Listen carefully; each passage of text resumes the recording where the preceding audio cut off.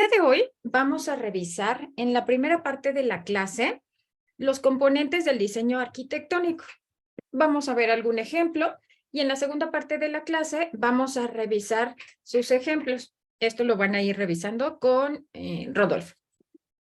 Bueno, pues dando inicio con nuestra clase de hoy, vamos a empezar por definir qué es el diseño arquitectónico. Esto a manera de repaso, considerando que la semana pasada lo abordamos. ¿Alguno quiere participar y comentarme para ustedes qué es el diseño arquitectónico? ¿Quién dice yo? Yo. Adelante. Buenos días. Pues este diseño arquitectónico es para no perder. Ya no te escuchamos, Nidia, como que se cortó el audio. Ya. ¿Ya me escuchan? Ok. Ya. Ok, entonces decía que nos ayuda a poder organizar nuestra investigación y poder determinar hacia dónde va nuestra pregunta de investigación, ¿no? Si va a ser por un proceso, prueba diagnóstica, la metodología que vamos a utilizar y bueno, pues al final pues poder dar el enfoque o cuál va a ser el objetivo de nuestra investigación. Para eso nos sirve el diseño arquitectónico. Perfecto, Nidia. Muchas gracias. Tomaste dos puntos importantes. Uno de ellos es el diseño o los tipos de estudios donde este se puede aplicar, que son los estudios de causa-efecto y los estudios de prueba diagnóstica. Específicamente hoy nos vamos a centrar en los componentes de un estudio causa-efecto. Veamos este esquema. En el estado basal vamos a tener los criterios de inclusión, la población de estudio. La maniobra puede ser observacional o experimental. ¿Y qué característica va a tener la maniobra? Que va a impactar en el estado basal para condicionar un desenlace. Esta maniobra puede ser experimental, puede ser un tipo de cirugía versus otro, puede ser algún fármaco, pero también puede ser la exposición o no a factores de riesgo, como la presencia o ausencia de tabaquismo. También puede ser algún factor pronóstico que determine la mayor progresión, la mayor rapidez de progresión o la mayor mortalidad. Y finalmente vamos a tener el desenlace. El desenlace va a ser aquel que por efecto de la maniobra modificó en alguna manera el desenlace. ¿Alguien recuerda? ¿Están viendo la pantalla? Me dice Nidia que no. ¿Los demás? ¿Sí? Ah, perfecto. Okay. Ahora, el desenlace. ¿Recuerdan? La clase pasada lo abordamos muy brevemente. Hablábamos de desenlaces que son clínicamente relevantes versus aquellos desenlaces subrogados o intermedios. ¿Alguien lo recuerda?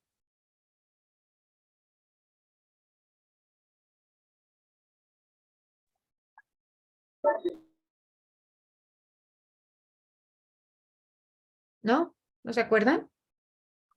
Un desenlace clínicamente relevante es aquel que es importante para tomar decisiones. Por ejemplo, la mortalidad, progresión de la enfermedad, el desarrollo o no de enfermedad cardiovascular, IBC. Por el contrario, los desenlaces que son intermedios o clínicamente relevantes son la determinación, la glucosa, el control hipertensivo. ¿Por qué? Nada nos garantiza que al final el que yo baje el nivel de glucosa, el que yo baje el nivel de marcadores inflamatorios, el que yo disminuya la carga viral de una enfermedad, nada nos garantiza que al final se traduzca en una decisión que pueda ser clínicamente relevante. Entonces, ¿cuáles son los desenlaces que nosotros buscamos? Que esperamos que sus proyectos tengan, bueno, pues aquellos que sean clínicamente relevantes para la toma de decisiones y para el pronóstico de paciente. Por aquí nos escribe Edmundo, vida o muerte, exacto, ese sería el más importante. Un ejemplo en COVID fue los primeros estudios que abordaron la eficacia de hidroxicloroquina, eficacia o efectividad de hidroxicloroquina y acitromicina, mostraban beneficio en el aclaramiento viral, pero al final los estudios que se llevaron a cabo con tamaños de muestra mayores y de forma posterior, cuando evaluaron desenlaces clínicamente relevantes como mortalidad, pues ya no se encontró algún efecto. Entonces, nosotros no solo queremos una negativización de la prueba, lo que nosotros a largo plazo buscaríamos es que haya una disminución en la mortalidad, en la hospitalidad, ventilación mecánica o presencia de complicaciones. Entonces, ahí tienen que definir si ese desenlace que ustedes están eligiendo de verdad es crítico para que ustedes puedan tomar decisiones y esto pueda impactar en la calidad de vida de sus participantes. Ahora, en estos estudios de causa y efecto, entonces comentamos que van a tener como característica ser comparativos. Los estudios descriptivos no entran aquí, los comparativos sí. Entonces, tienen dos grupos que impactan en el estado basal y generan un desenlace. Vamos a ver este ejemplo. Tenemos pacientes que tienen leucemia, queremos evaluar dos tipos de quimioterapia y el desenlace es supervivencia. En este ejemplo, la maniobra puede ser observacional, pero también puede ser experimental. Si nosotros tomamos la información que está plasmada en los expedientes clínicos, ya sea físico o electrónico, nosotros podemos reconstruir el proceso. En ese caso, la maniobra sería observacional. ¿Algún otro médico, su médico tratante, decidió, por las características del participante, dar X o Y tratamiento y al final, bueno, pues esto impacta o no en la supervivencia? Pero también ustedes podrían llevarlo a cabo como un ensayo clínico, donde comparen dos tipos de quimioterapia, la quimioterapia estándar con algún nuevo tratamiento. Igual el desenlace puede ser supervivencia. Esto es un poquito de lo que les expliqué en el video que les subimos el martes, como una misma pregunta de investigación puede ser resuelta con diferentes diseños de acuerdo al enfoque metodológico. Pero la estructura del diseño pues sigue siendo la misma. Entonces, ¿qué nos permite el diseño arquitectónico? Observar meticulosamente un fenómeno. Considerar todos los factores que pueden estar implicados en el efecto de esa maniobra sobre determinado desenlace. Y bueno, los componentes esenciales son estado basal, maniobra y desenlace. Es importante considerar, lo podemos hacer en estudios que son observacionales, ya sea ensayos clínicos o cohortes. Ahí sí podemos evaluar la temporalidad de la exposición a la maniobra. La maniobra ocurre antes de que se presente un desenlace. Esto no lo podemos evaluar con un estudio que es transversal, donde todo lo medimos en el mismo momento. Y bueno, algo que nos permite este diseño arquitectónico, a diferencia del enfoque metodológico, es considerar todas las variables que pueden estar impactando en la supervivencia o en el desenlace de un paciente. Entonces, no vamos a asumir que lo único que va a impactar es el tipo de tratamiento. ¿Cuántas líneas de tratamiento ha recibido? ¿Cuál es el tipo tumoral? ¿Cómo está el estado nutricional? Entonces, son diferentes los factores que van a estar impactando en el desenlace. Esto sí nos lo permite el diseño arquitectónico. ¿Y por dónde vamos a empezar a hacer la descripción? Mariana, adelante. Hola, muchas gracias. Justo quise levantar la mano porque tengo una duda respecto a eso. Es pacientes con, bueno, está dividido en 3 grupos y recuerdo que en el artículo vi que en esa división hablaba de la aleatorización. Entonces venía como grupo A, grupo B divididos y en el primer grupo ponía 50-0, el otro 0-50. Bueno, el punto es que no entendí exactamente por qué estaba dividido en 3 grupos. Ok. Esto, la A, la aleatorización se representa con una A. Entonces, estos 3 números que tú ves aquí, Mariana, corresponden a una estratificación. Es decir, puede ser que tú tengas un ensayo clínico aleatorizado, pero que dentro del estudio a lo mejor tengas diferentes estadios o diferentes tipos tumorales. Entonces, lo que representan estos números en romano es la estratificación. ¿Cómo se va a comportar el efecto de la quimioterapia en cada uno de los estadios? Va a ofrecer mejor beneficio en estadios incipientes versus estadios más avanzados, en pacientes jóvenes versus pacientes mayores de 60 años. Entonces, esto lo que representa es la estratificación. Dentro del estudio, una maniobra puede comportarse de forma diferente. Ahorita que termine de mostrar estas primeras diapositivas, te muestro un ejemplo de estratificación para que te quede más claro. ¿Vale? Ok, perfecto, gracias. De nada.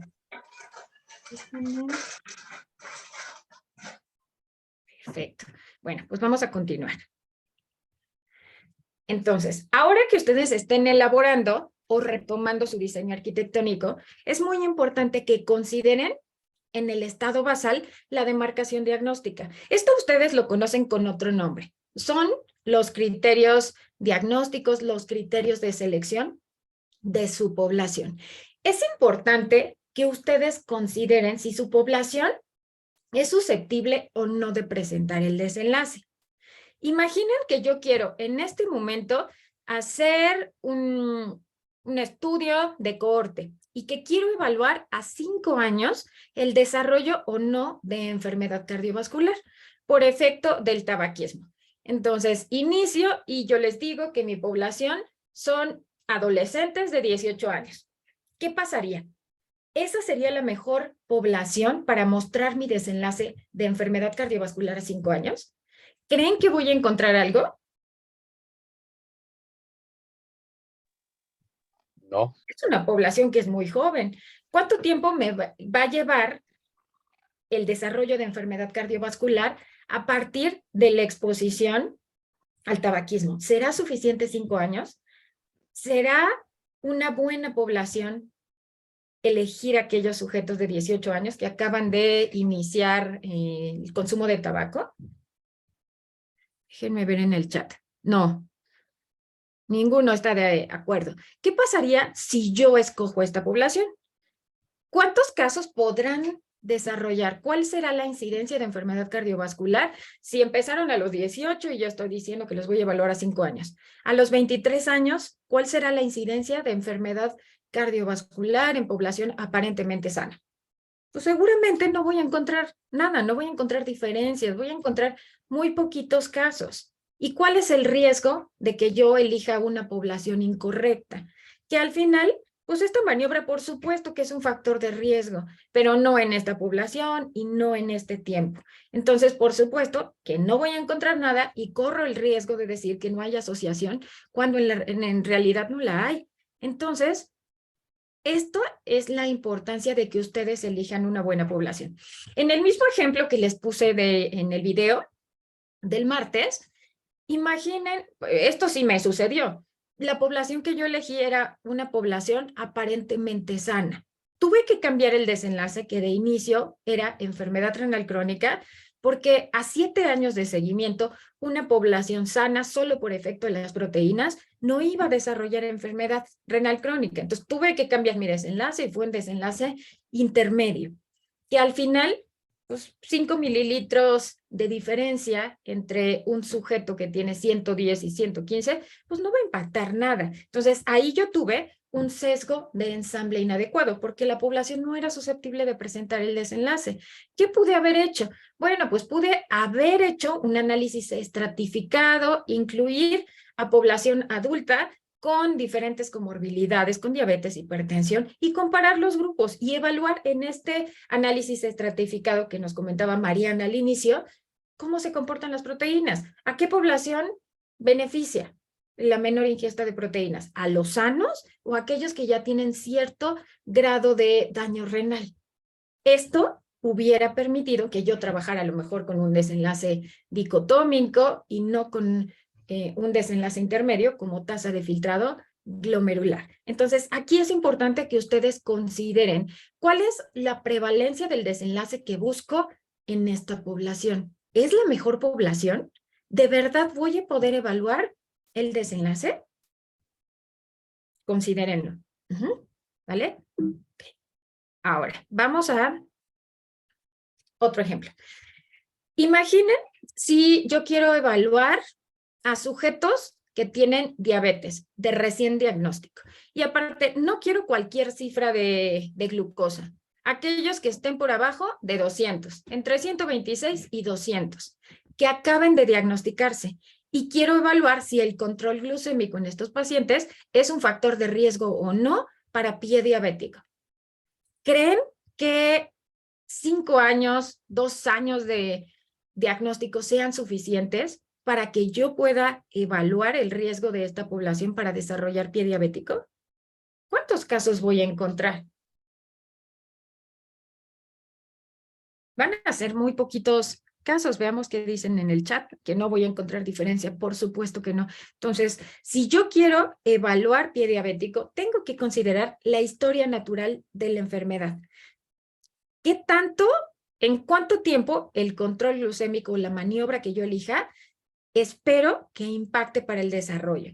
Si no, pues puedo llegar a una conclusión y decir que pues no hay diferencias. En lo que yo estoy observando no hay diferencias. Pues sí, por supuesto que no hay diferencias porque no hay casos y porque me faltó tiempo de seguimiento. No era la mejor población. Entonces, aquí ustedes tienen que definir con toda claridad si su población es o no la adecuada para observar el desenlace.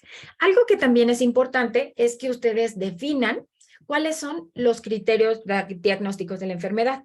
Como si deciden trabajar con pacientes que tienen diabetes, ¿cómo habrán hecho el diagnóstico? ¿Lo tomaron del expediente? ¿Fue por el interrogatorio? ¿O fue por el antecedente de consumo de metformina o algún hipoglucemiante?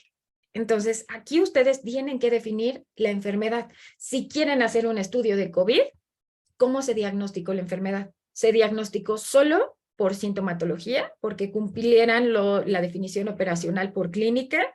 ¿Se hizo prueba rápida? ¿Se confirmó con PCR? ¿O cuál fue la manera de hacer el diagnóstico?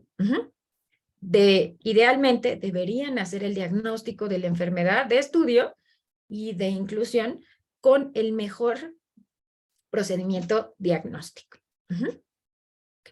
Ahora, seguimos dentro del estado basal. Entonces, ya hablamos de los criterios diagnósticos.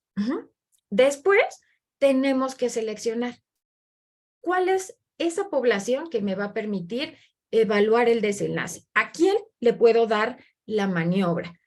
¿En qué población? ¿Cuál va a ser la población beneficiada? Pensemos en este ejemplo. Mis criterios de inclusión tienen que ser muy claros. Tengo que elegir ya pacientes que tengan el diagnóstico confirmado por resultado histopatológico. Tengo que especificar cuál es la manera de realizar el diagnóstico. Habrá sujetos que no voy a poder incluir.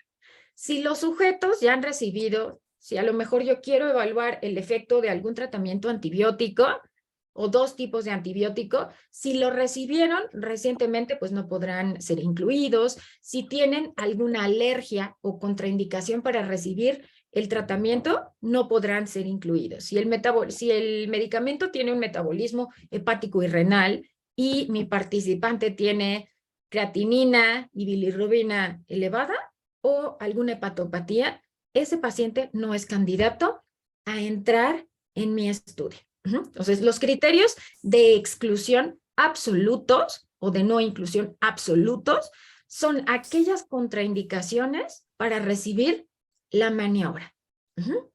¿Esto va bien hasta ahí?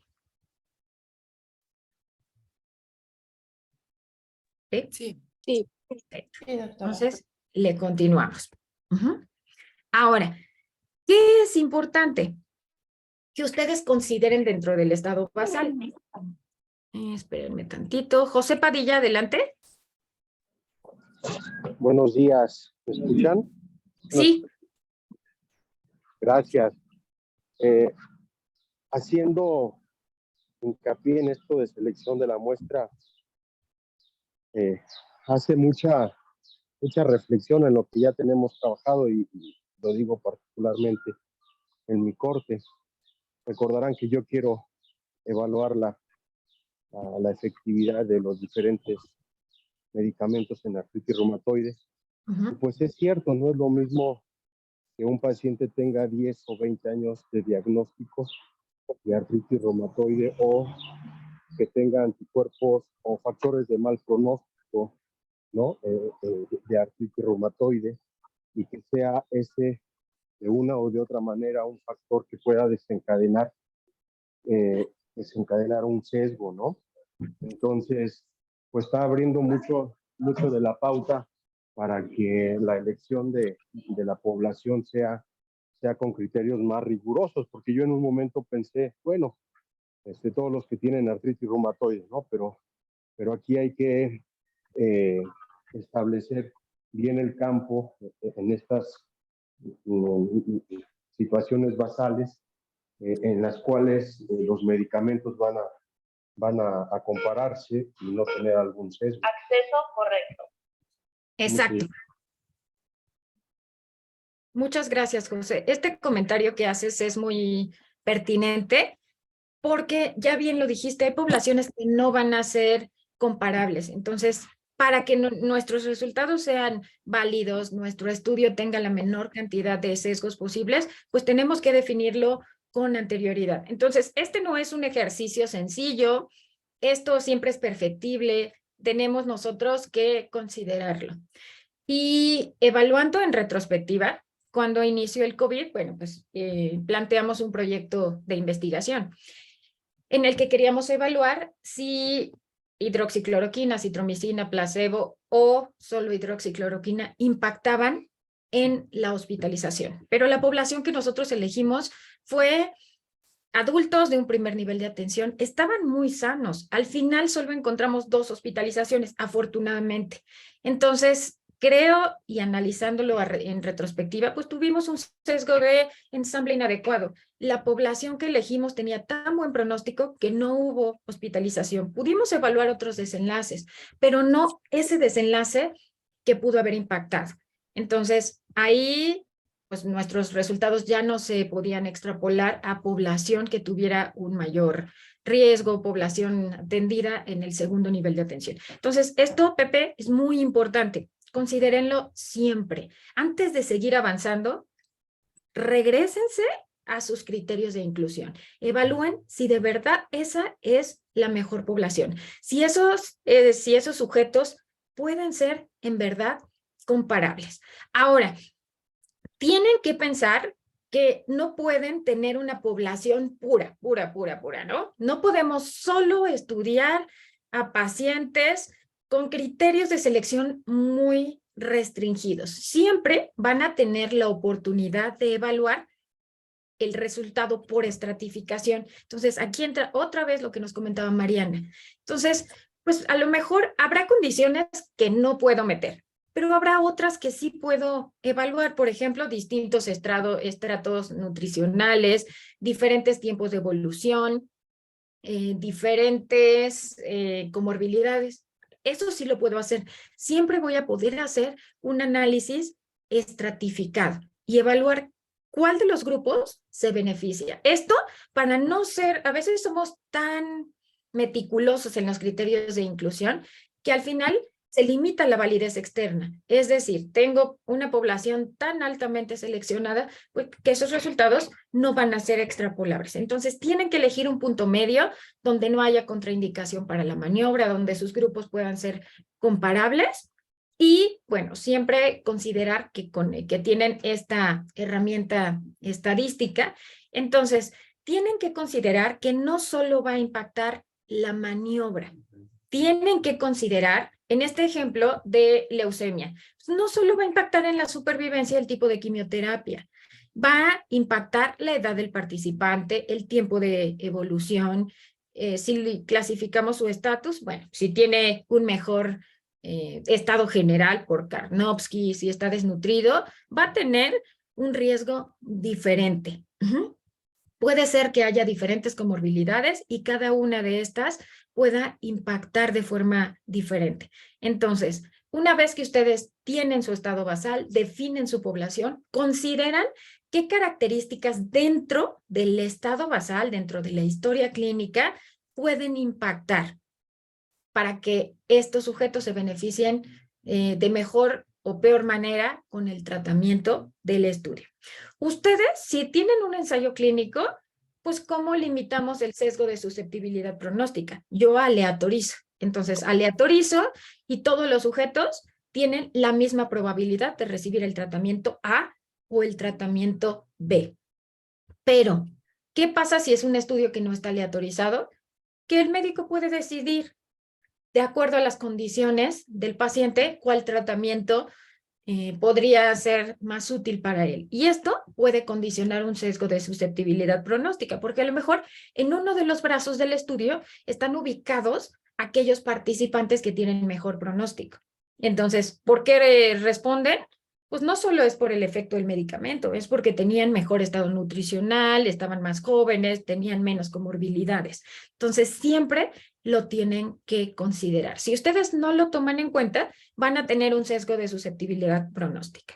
Esto es particularmente importante en los estudios observacionales. Si es una cohorte, el doctor Pepe ya no va a poder decidir qué tratamiento dar a cada uno de los participantes, o ahí algún otro médico externo decidió qué tratamiento dar. Entonces, ahí las condiciones entre las poblaciones y los diferentes tipos de tratamiento varían. Y la forma en que ustedes lo van a poder evaluar es a través de esta consideración de la de la estratificación pronóstica. Entonces, que son en la vida cotidiana los factores asociados con la historia clínica, los antecedentes de sus pacientes. Entonces, tienen que considerarlo. No todos los proyectos evalúan los mismos factores. Depende de lo que ustedes estén evaluando. Habrá alguna patología donde el sexo sea importante, pero habrá otras donde eso no impacte, donde impacte más la presencia de comorbilidades. Entonces, esto va a depender de la patología que estén estudiando, y lo que tienen que considerar es en qué grupos el tratamiento podría ser diferente. Y con una herramienta estadística, ustedes van a poder evaluar el efecto de la maniobra y además de las variables presentes en el estado basal, con modelos multivariados.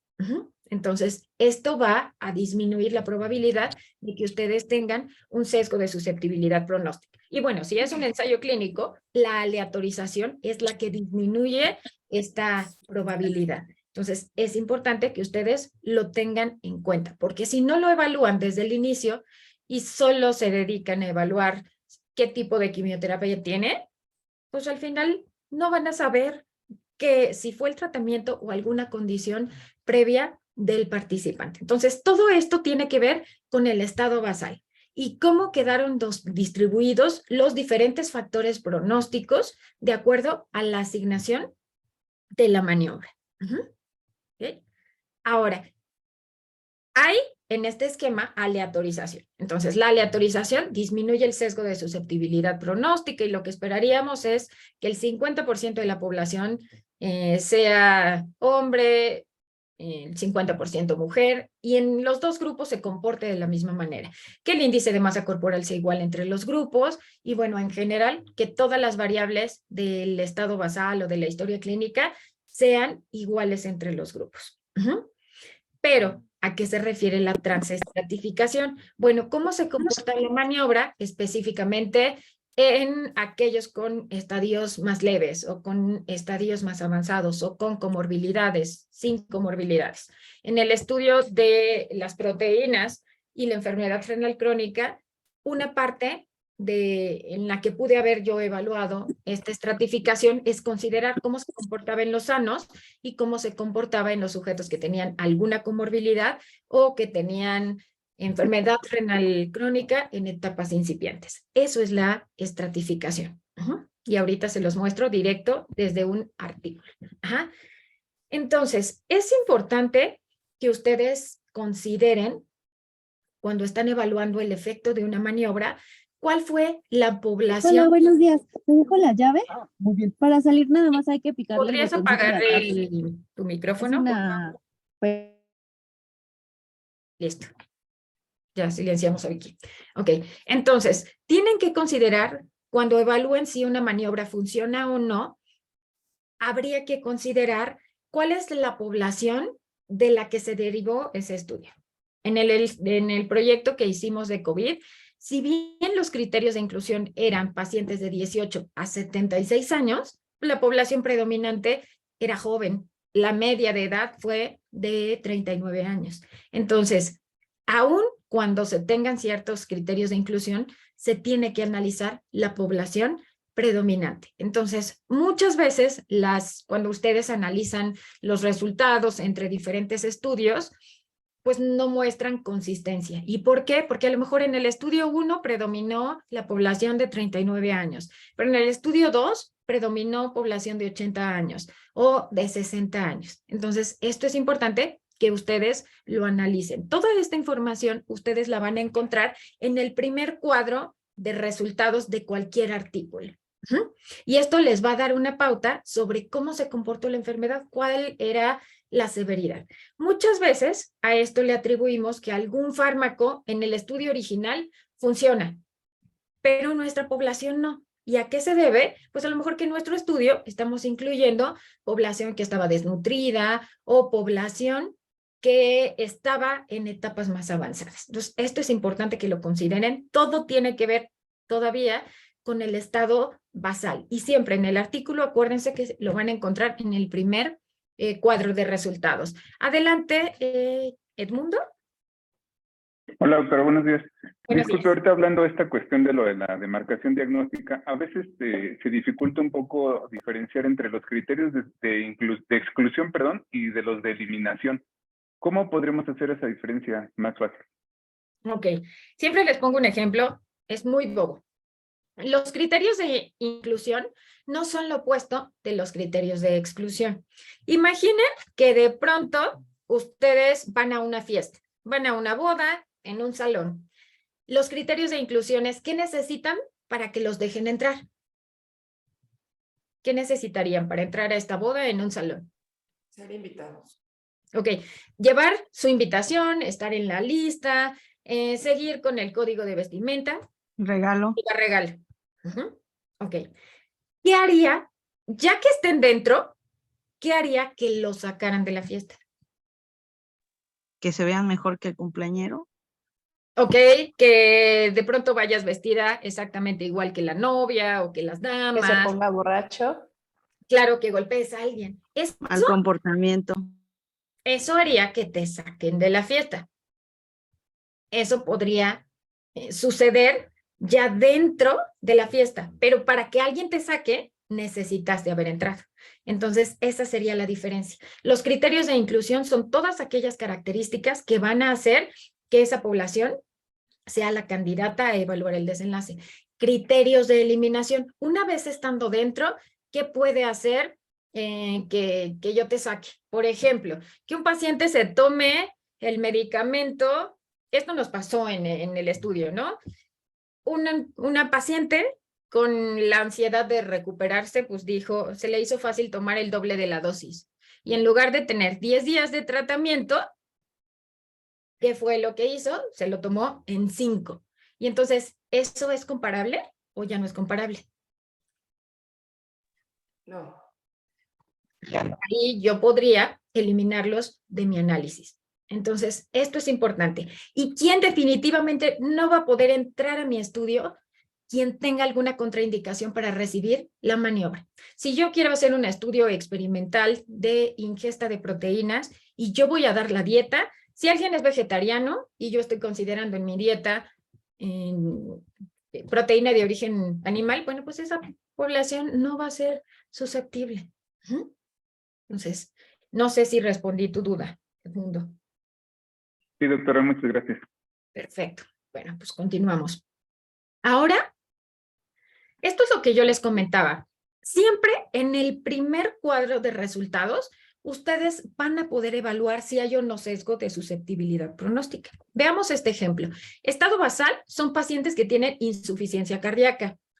Maniobra. La maniobra es observacional, es un factor pronóstico y se quiere determinar si la presencia de troponinas elevadas al inicio del padecimiento o durante la hospitalización en urgencias impacta o no en la mortalidad.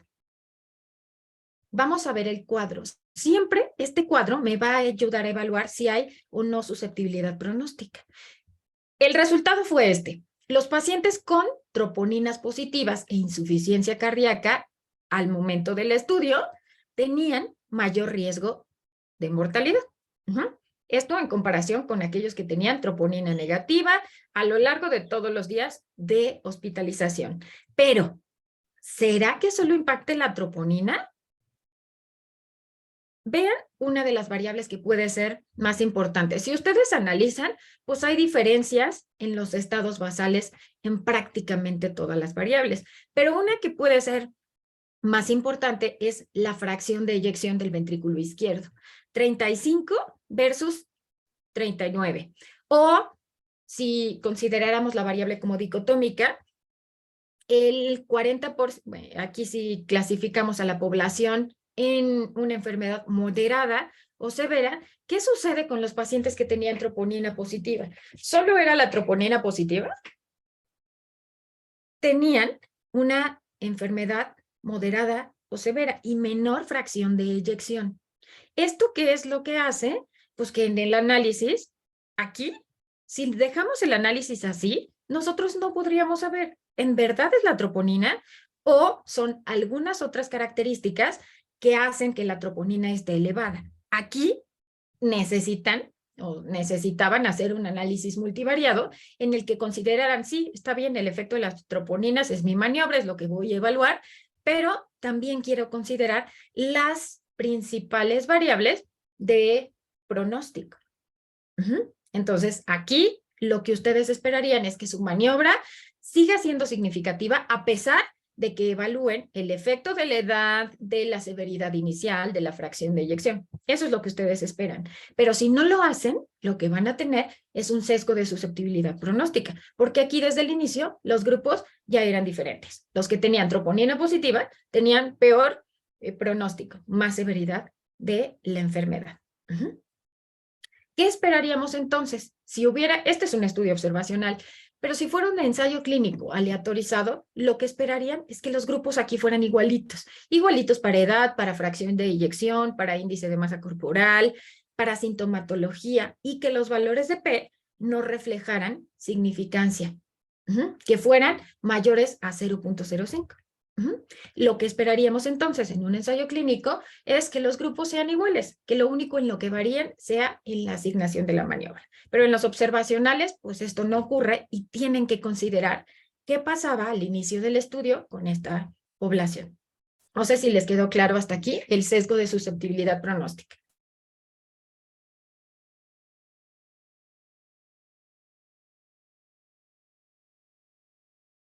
Lo tomaré como un... Está Sí. claro. Ok, aquí me están poniendo en el chat que sí está claro. Muchas gracias. Samuel levantó la mano, adelante. Buenos días. Yo tengo una pregunta respecto a cómo realizar una adecuada aleatorización, sobre todo en este tipo de pacientes que tienen enfermedades que progresan rápido. Por ejemplo, que paciente que llega con insuficiencia cardíaca aguda, pues supongo que no hay tiempo para determinar si este paciente entra en un grupo o en el otro grupo. O también otro ejemplo podría ser de los pacientes con COVID, o sea, los pacientes que llegan a una sala de urgencias. ¿Cómo saber si un paciente se va a diagnosticar con PCR o con prueba de antígeno? O sea, sobre todo para patologías que evolucionan muy rápido. Ok, depende de el estado basal, las características de la población. Aquí ustedes tienen que definirlo. A lo mejor por el tiempo, y si pensamos al inicio de COVID, ¿qué pasaba al inicio de COVID? Pues la PCR tardaba 7 días. Pues a lo mejor ahí tuvieron que haber definido el utilizar prueba rápida o el utilizar una tomografía o prestar atención en los datos clínicos más la prueba rápida. Entonces, aquí depende cómo van a hacer el diagnóstico de la enfermedad que ustedes están evaluando. Si hay un estudio que se llama, un estudio que evalúa bisoprolol en pacientes que tienen insuficiencia cardíaca en etapas 3 y 4. Entonces, ellos quieren evaluar bisoprolol versus placebo para disminución en la mortalidad. Entonces, los pacientes pues estaban graves y hubo una aleatorización. La aleatorización se hace por computadora. Entonces, antes de empezar el estudio, puede ser que ya tengan definidos que del paciente, qué tratamiento va a recibir el paciente 1, cuál el 2, cuál el 3, o conforme se van teniendo los criterios de inclusión, alguien más ajeno a las personas que están haciendo el reclutamiento, les avisa cuál es el tratamiento que corresponde. Eso cuando se trata de un estudio un estudio experimental. Pero, ¿qué sucede, Samuel? En estos estudios puede ser que sean cohortes. Entonces, en las cohortes o los estudios observacionales no va a haber aleatorización. No tienes manera de evaluarlo o de controlarlo. Pero sí, cuando estás haciendo el análisis estadístico, ahí tienes que considerar cómo estaban los pacientes al inicio del estudio. ¿Estaban iguales? ¿Estaban más graves? Y eso se controla o se analiza con algo que se llama modelos multivariados. Entonces, cuando se puede hacer un ensayo clínico, ustedes tienen que considerar todo el contexto. ¿Cuál es la mejor prueba diagnóstica de acuerdo a las condiciones de su participante?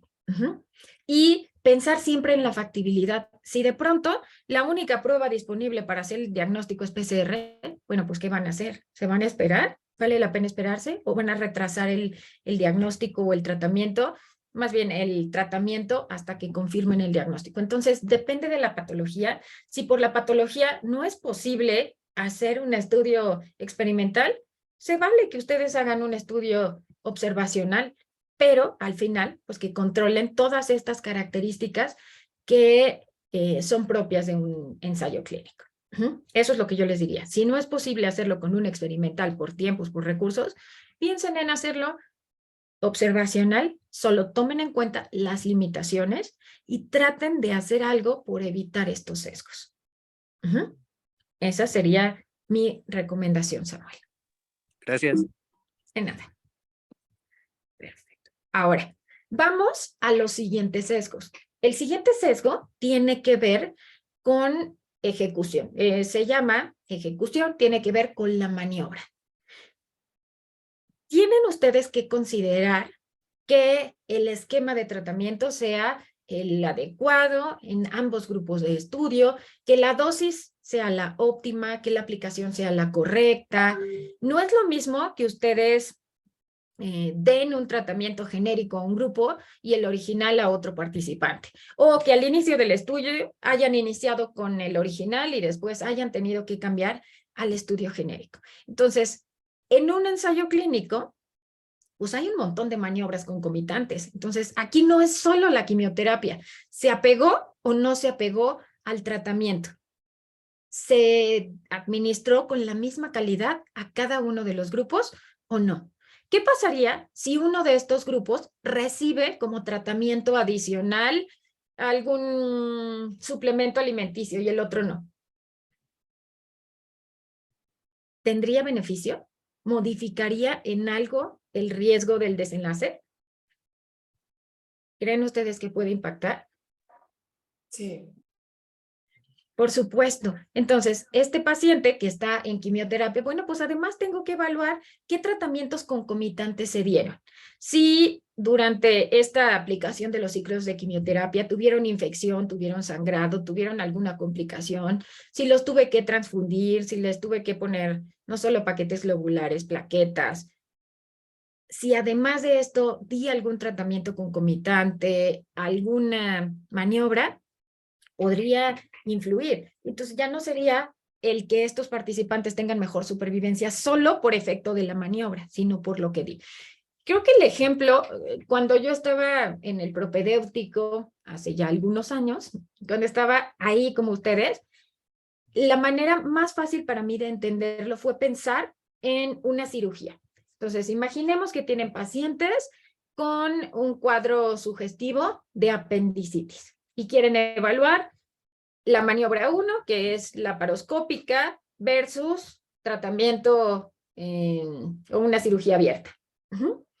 ¿Será que lo único que impacte en el desenlace, en una resolución de la enfermedad, sea el tipo de cirugía? ¿Qué tal que la cirugía se llevó a cabo, la laparoscópica, aún cuando esperaríamos que tuviera menor riesgo de complicaciones? ¿Qué pasaría si se llevó a cabo el 10 de marzo o el 2 de marzo en un hospital general de zona, donde están llegando los nuevos R1? ¿Qué pasaría?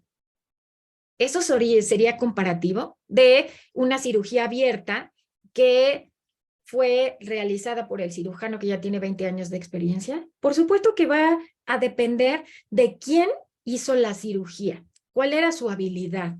Pero además, en el quirófano pasó algo, el tipo de anestesia, la duración de la cirugía, todo eso puede impactar. Entonces, esas se consideran maniobras periféricas.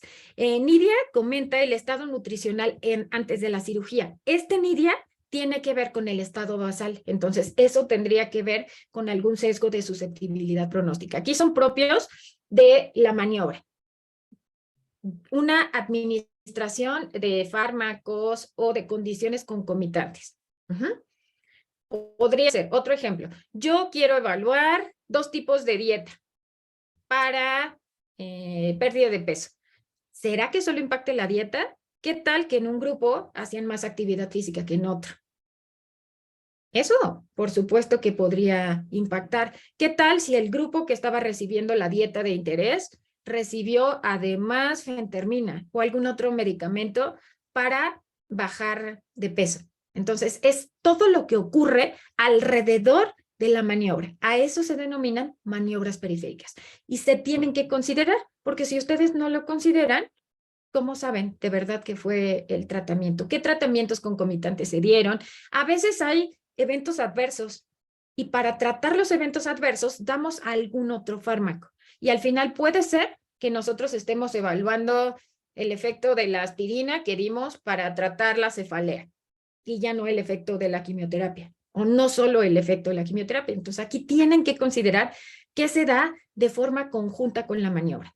Algún tratamiento para quitar los eventos adversos, se transfundió alguna complicación, la habilidad del cirujano, quien realizó la cirugía, fue anestesia general, local, dieron tratamiento antibiótico durante la cirugía a un grupo y al otro no. Entonces, todo esto ustedes tienen que analizarlo. También tienen que considerar cómo van a analizar que esos sujetos de verdad se apegaron a la maniobra.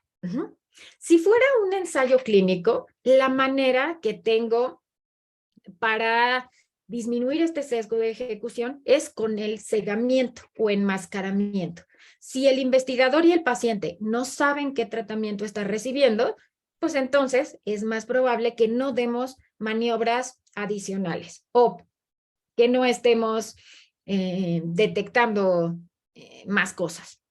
Entonces, esto garantizaría que de pronto pues, las maniobras puedan ser iguales. Déjenme ver en el chat, tenemos una pregunta de la doctora Chimal. Dice, en un estudio de encuesta transversal, dice, ¿podría ser un sesgo de ejecución cuando se aplica correctamente el instrumento o no responde completamente? Tiene que ver con el entorno de la aplicación de la maniobra. ¿Quién está aplicando la encuesta? ¿Con qué instrucciones? ¿Hay alguien que está atrás del participante viendo cómo contesta? ¿Se dan las mismas instrucciones? Podría ser ahí el entorno relacionado a la aplicación de la maniobra. Entonces, esto es lo que tiene que ver con el sesgo de ejecución y la maniobra.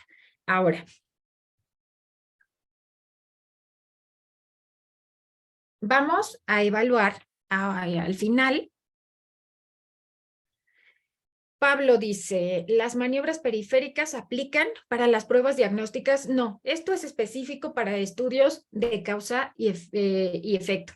En estudios de prueba diagnóstica hay otras cosas que se toman en cuenta, pero no tienen esta misma denominación. Por ejemplo, si es un estudio de prueba diagnóstica, también tiene que estar enmascarado el resultado. La persona que está haciendo el ultrasonido no debe conocer el resultado de la tomografía. Deben hacerse las mediciones con calidad, asegurar que quienes están participando tengan que estén diagnosticando de forma similar, que concuerden con el diagnóstico en más del 80%. Entonces, ahí son diferentes. Esto aplica solo para estudios de causalidad. Más adelante iremos viendo los específicos de los estudios de prueba diagnóstica. Ahora, vamos a los sesgos de detección y transferencia. Otra vez el enmascaramiento de los ensayos clínicos. Entonces, el enmascaramiento o cegamiento previene o evita un sesgo de ejecución, pero también uno de detección. ¿Por qué? Imaginen en este mismo estudio de COVID, en pacientes con COVID con hidroxicloroquina. ¿Qué pasaría si el investigador y el paciente saben que está recibiendo el tratamiento activo o que está recibiendo, que le tocó el placebo? Sabemos que lo que ocurre con la hidroxicloroquina es que en cierto tipo de población puede haber alargamiento del QT o alguna arritmia o complicaciones vasculares. Entonces, o arritmias. ¿Qué puede suceder? Si el investigador sabe que está recibiendo hidroxicloroquina, a lo mejor las mediciones pueden ser diferenciales. A ese grupo le hago más electrocardiogramas que al que está recibiendo placebo. Pues eso también puede sesgar mi estudio. Otra vez, en este contexto de COVID, ¿qué pasaría si yo hubiera hecho estudios donde yo solo hago los electrocardiogramas en pacientes con hidroxicloroquina? Si no lo hago de la misma manera en el grupo placebo, pues a lo mejor no me hubiera dado cuenta que estas complicaciones, estas arritmias, pues también eran propias del COVID.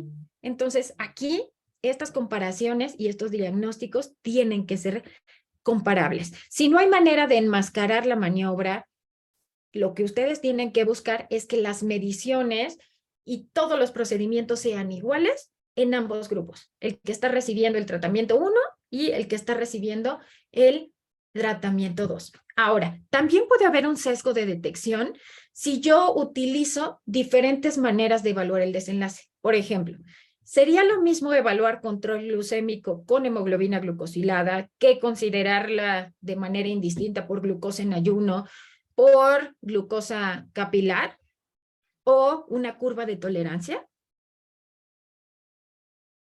Por supuesto que pueden suceder, ¿no? Entonces, esto ahorita les enseño, creo que tengo algún ejemplo. Esto sucedió, se midió el control con diferentes métodos. Cada uno tiene una certeza diagnóstica diferente, tiene diferente sensibilidad y especificidad. Por aquí en el chat, Isis pregunta, ¿si estos sesgos se aplican a estudios observacionales? Sí. Aplican a estudios observacionales, aplica a cualquier diseño de estudio causa-efecto, cualquier estudio que sea comparativo. Y es más probable que ustedes tengan más sesgos en los observacionales que en los experimentales. Por esa razón, el mejor diseño es el ensayo clínico, porque ustedes pueden estarlo controlando. Pero bueno, necesitan infinidad de recursos, tiempo, o por consideraciones éticas puede no ser posible. Entonces, tienen más sesgos en estudios observacionales. ¿Esto cómo lo van a controlar?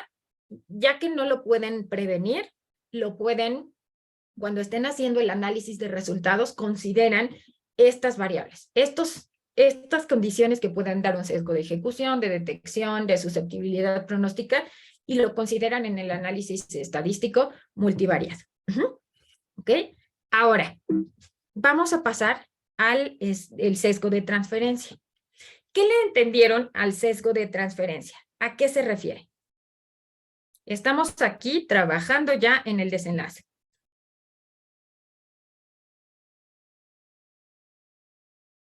¿Qué parte del diseño arquitectónico evalúa el sesgo de transferencia? Serían los errores en el desenlace y se refiere que es la pérdida de los sujetos durante el estudio. Claro. Entonces, tiene que ver con un sesgo del desenlace. Entonces, por aquí me pusieron que son pérdidas, son muertes, en general son pérdidas. La pérdida de sujetos, cuando ocurre una pérdida en el estudio y ocurre de forma diferente entre los grupos, pues hay más probabilidad de tener un sesgo de transferencia. También cuando las pérdidas en la población total exceden al 20%, decimos que hay un sesgo de transferencia. Pero aún cuando no se cumple este 20%, si hay más pérdidas en un grupo, aguas. les voy a platicar qué pasó en un estudio de COVID. Uno de los principales estudios, o a partir del cual se tomó la decisión de que en los kits hubiera acitromicina, incluyó 36 participantes. 20 recibieron hidroxicloroquina, 16 tratamiento habitual. Y cuando estaba corriendo el estudio, de forma adicional, los médicos, por alguna razón que no sabemos, dieron acitromicina a 6 participantes. Los 6 participantes mejoraron y entonces era un fármaco maravilloso porque daba aclaramiento viral. Pero, ¿qué sucedió? Cuando reportan las pérdidas durante el estudio, eran 36 participantes, se perdieron 6. Esto no es el 20%. Sin embargo, las 6 pérdidas estuvieron ubicadas en el grupo de hidroxicloroquina y acitromicina. Las razones, 3 fue porque se transfirieron a la UCI, uno se murió, uno tuvo evento adverso y otro se cambió de hospital. ¿Esto creen que puede estar impactando los resultados? ¿Creen que hubiera podido cambiar la respuesta maravillosa al tratamiento? Pues a lo mejor esos 6 participantes no habían tenido respuesta o no lograron el aclaramiento viral. Entonces, esa es la importancia de siempre considerar el porcentaje de las pérdidas. Y no solo el porcentaje global, sino en qué grupo se están presentando y cuáles son las razones. Lo que esperaríamos es que las pérdidas se den de forma similar entre los grupos y las razones sean parecidas. Esto se reporta en algunos flujogramas, como este. Entonces, en este estudio tenemos 2 grupos de pacientes. Las pérdidas pues fueron muy poquitas considerando el total de la población, pero si ustedes analizan, las pérdidas fueron prácticamente igual entre los grupos. 224, 242, 111 contra 134, 154 versus 121. Entonces, aquí disminuye la probabilidad de tener un sesgo de transferencia, porque las pérdidas están iguales, no rebasan el 20%, y además son similares entre los grupos. Pero vamos a ver este ejemplo. ¿Qué pasaría si en este estudio empezó con 100 participantes en cada uno de los grupos? ¿Qué pasó con el tratamiento 1? Al final del estudio, 80 estaban vivos, 80 de 100. Entonces aquí la supervivencia era de 80%. Pero ¿qué pasa en el grupo B? Se perdieron 20 participantes. Y de los 80 que quedaron, 70 estaban vivos. ¿Qué es lo que sucede con la supervivencia? Si analizamos esto, ¿qué diríamos? ¿Cuál de los 2 tratamientos es mejor, A o B? Diríamos que B es mejor, pero B. cuando tomamos en cuenta las pérdidas, pues resulta que estas pérdidas eran o pudieron ser muertes. Entonces, aquí considerando las pérdidas más las muertes que sucedieron, pues al final la supervivencia es de 70%. Y pues aquí resulta que entonces la supervivencia es menor con B. Pero si esto no se reporta, pues puede confundirnos y condicionar que haya un sesgo de transferencia. ¿Ok? Al final, ¿cómo se debe ver su diseño arquitectónico? Estado basal. Deben identificar con toda claridad cuáles son los criterios diagnósticos. Sus criterios de no inclusión absolutos, aquellos que tengan contraindicación para la maniobra. ¿Cuáles son sus criterios de eliminación? Van a determinar cuáles son aquellas consideraciones o cuáles son aquellas características que puedan hacer que la maniobra se dé de forma diferente en el estado basal. Entonces, esto se llama estratificación pronóstica. De la maniobra, acuérdense que deben evaluar la calidad, apego, dosis, qué tratamientos concomitantes se dieron. Esto como maniobras periféricas. Y finalmente, considerar el desenlace. Aquí, ¿qué tienen que considerar? ¿El desenlace es clínicamente relevante o es un regulador intermedio? ¿Es el mejor del desenlace? ¿Cómo lo voy a evaluar? Las mediciones van a ser ¿en qué intervalos? ¿Van a ser iguales o diferentes entre los grupos? Entonces, a manera de resumen, ensamble inadecuado tiene que ver ¿con qué? Ensamble inadecuado. ¿Cómo lo definirían en poquitas palabras? que tal vez elegimos mal a los pacientes o no hicimos como bien esa diferenciación de los pacientes que vamos a marcar, que vamos a incluir en el estudio? Perfecto, Fer. La población que yo elegí no es la adecuada para evaluar el desenlace, porque tiene una baja probabilidad de tener el desenlace. ¿Qué pasa con el sesgo de susceptibilidad pronóstica?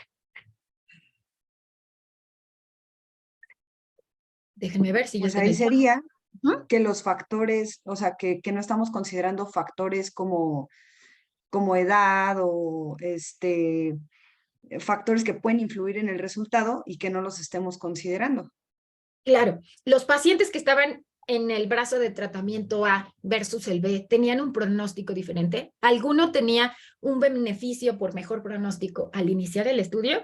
A eso se debe el sesgo de susceptibilidad pronóstica. ¿Cómo lo puedo evitar?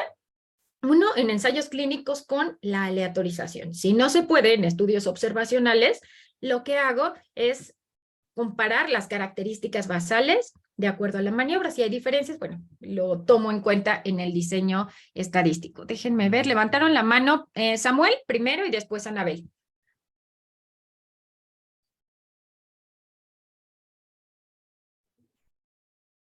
Creo que a Samuel se le calambró la mano y no la ha bajado. Ok, Sí, entonces... perdón, no la había bajado, perdón.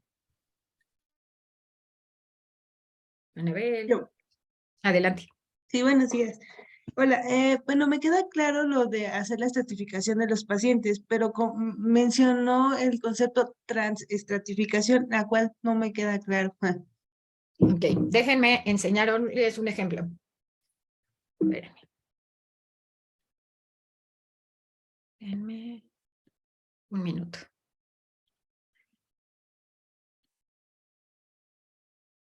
En este estudio se quería evaluar, el estudio se llama Sprint.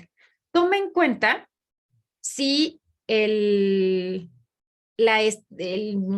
control hipertensivo estricto llevar a pacientes a menos de 120 disminuye o no el riesgo de enfermedad cardiovascular. Esto comparado con el control estándar o habitual. Entonces, en general, podemos decir que aquí, espérenme, aquí está. Estos serían resultados estratificados. A esto se le refiere la transestratificación. En la población general, aquí hay beneficio. Cuando vemos una medida de asociación riesgo relativo, OR o hazard, si está por abajo de 1, disminuye la probabilidad de tener el desenlace. Esto implicaría que la incidencia de la enfermedad es menor en el grupo de interés que en el grupo placebo. Entonces, en este caso, vean, la incidencia de la enfermedad 5.2 versus 6.8. Si analizamos el resultado global, disminuye el riesgo. ¿Qué tanto? 25%. Entonces, mejora en la población general el riesgo del desenlace. Pero, ¿qué sucede cuando nosotros analizamos diferentes condiciones? La presencia o no de enfermedad cardiovascular, la presencia o no de enfermedad renal crónica. Cuando atraviesa el resultado 1, significa que no hay beneficio. Entonces, esto sería la estratificación. Los pacientes que no tenían enfermedad renal crónica son los que se benefician. Si al inicio del estudio ya tenían enfermedad renal crónica, no se benefician. Las mujeres no se benefician, solo se benefician los hombres. La raza negra no se beneficia. O tampoco se beneficia aquellos que al inicio del estudio ya tenían enfermedad cardiovascular. Entonces, esta es la transestratificación. Diferentes condiciones en el estado basal pueden hacer que la maniobra responda diferente. ¿Sale? No sé si aquí me expliqué, Anabel. Sí, muchas gracias. Entonces, esto es un análisis estratificado. Y bueno, ya para no quitarle más tiempo a UFO, los últimos 2 sesgos. El de detección. Mediciones iguales entre los grupos, sin importar en qué grupo estén. Deben tener en cuenta siempre elegir un mismo método, el mejor método para hacer el diagnóstico del desenlace. Y el sesgo de transferencia tiene que ver con las pérdidas. Para esto, consideraríamos un sesgo de transferencia si las pérdidas fueron mayores al 20%, o bien las razones de las pérdidas son diferentes entre los grupos, o hay un grupo que tiene más pérdidas que el otro, o todas las pérdidas se dan solo en el grupo de tratamiento. Bueno, pues aguas. Pueden ser eventos adversos, se murieron y ya no regresaron. Entonces, en realidad puede estar asociado con el desenlace. Entonces, bueno, ahora para continuar, en los minutos que quedan, que le dejé a Ofo, van a revisar con él ejemplos de sus proyectos de investigación. Muchas gracias. Cualquier cosa me quedo aquí al pendiente del chat. Si tienen dudas, con gusto les respondo. Gracias. Y, por cierto, fíjense ustedes que es el cumpleaños de la doctora Ivonne Roy, entonces me gustaría que me acompañaran a cantarle las mañanitas en términos, prendan sus cámaras para poderle cantar las mañanitas todos con la mano, nada más le hacemos así para felicitarla, para que todos, ¿no? Doctora, muchísimas felicidades, la queremos muchísimo, qué bueno que nació, es una cosa maravillosa, ¿no? Entonces, no podemos cantarle las mañanitas porque se envicia, pero miren, nuestras manos invitan que, ¿no? Que la queremos muchísimo, ¿no? De todo, ¿no? Muchas gracias. Muchas gracias, nos quedaron muy claros todos. Gracias a todos. Entonces, yo quiero, después de pasado este momento tan emotivo, yo quiero contarles un chiste. Sí, perdónenme, es que no puedo yo sin los chistes. Sé que teníamos que ver un poco sus trabajos, pero quiero contarles un chiste rápido. Voy a intentar hacer el chiste lo más rápido posible. Pero espero que la doctora Roy nos habilite la función de compartir la pantalla, doctora, please.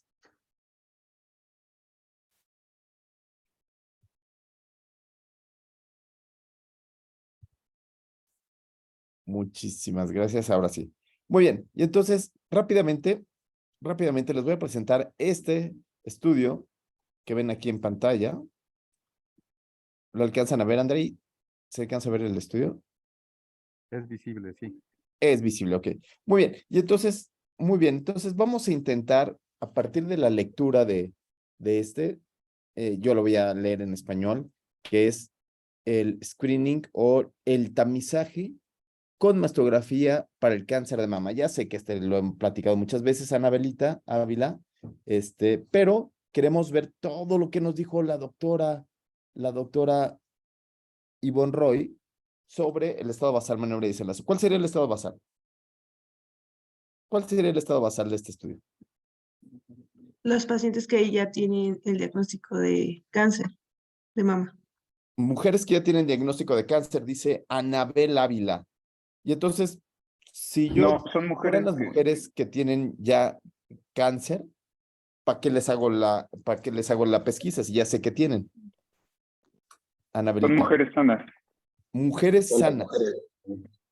Mujeres sanas, ¿y qué te parecería, José Padilla, en edad de merecer o edad, niñas? ¿Qué mujeres sanas? Exactamente, mujeres sanas con factores de riesgo a desarrollar cáncer de mama. Ándale. Mujeres sanas con factores de riesgo, ¿cómo qué factor de riesgo? La edad es uno de ellos. Ok. Entonces, ¿qué te parece si le dejamos mujeres sanas y ponemos aquí abajo la edad mayor de 50 y menor de 50? Si te parece bien.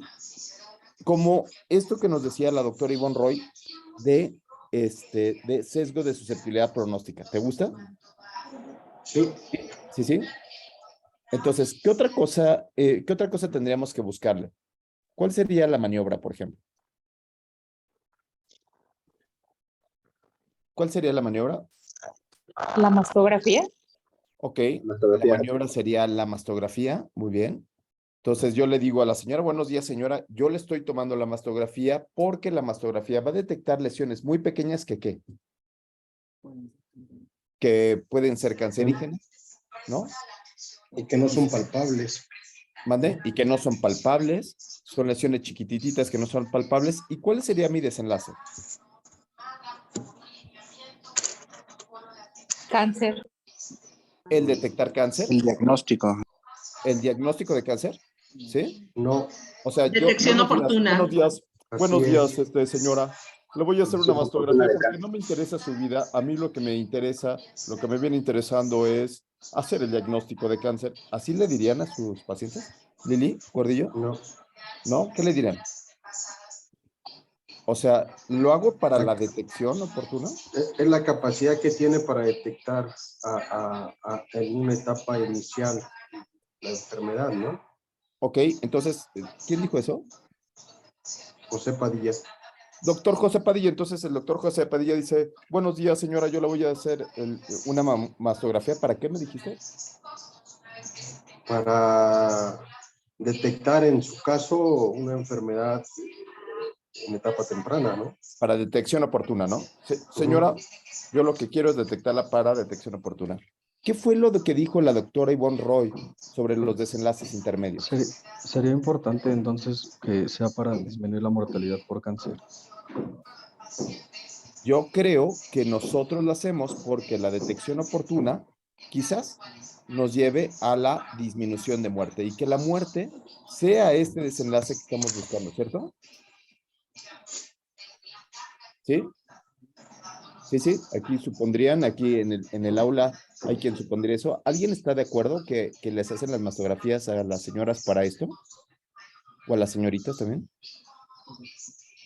¿O es la idea o lo hacemos solamente para la detección oportuna? Edmundo Rivera.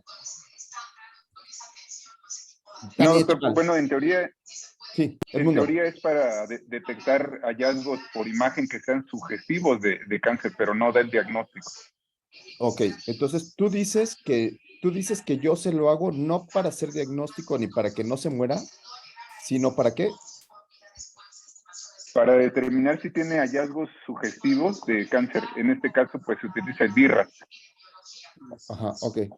Entonces el doctor Edmundo Rivera dice, no lo hago para ayudarle a la señora, sino lo hago porque tengo duda y quiero detectarle oportunamente el cáncer. ¿Eso es cierto? Augusto Rafael Aguilar. Bueno, ¿Alguien tiene por ahí la tele prendida? ¿Le podría bajar un poquito la tele o apagar su micrófono?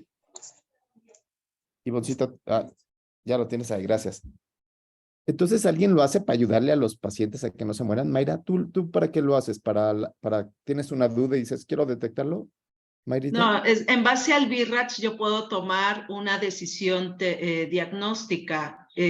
Tamizo qué pacientes son candidatos a una toma de biopsia y finalmente el reporte de patología es el que me dará el diagnóstico definitivo si se trata de cáncer o no. O bien, dependiendo de la clasificación de BIRATS, yo puedo decidir si continúo vigilando a la paciente. Entonces aquí hago ¿Tratamiento oportuno? ¿Quién dijo tratamiento oportuno? Hayley Cos. Hayley Cos dice, ¿saben qué? Que yo lo hago porque lo que quiero hacer es un tratamiento oportuno. ¿Y por qué quieres hacer un tratamiento oportuno, Heidi? ¿Cuál es la razón? Al final de cuentas, sí, disminuir la mortalidad, punto. ¿Me explico lo que está diciendo Heidi? Sí. La razón no es porque yo quiero hacer diagnóstico oportuno. Yo le quiero aportar a la señora que, por favor, yo le quiero dar un tratamiento que la lleve a que mejore, no a que empeore, no a que no se muera. Si al final de cuentas se va a morir igual que una mujer que no se la hizo, entonces yo no me la haría. ¿Queda claro? Entonces, ¿cuál sería el comparador de este estudio?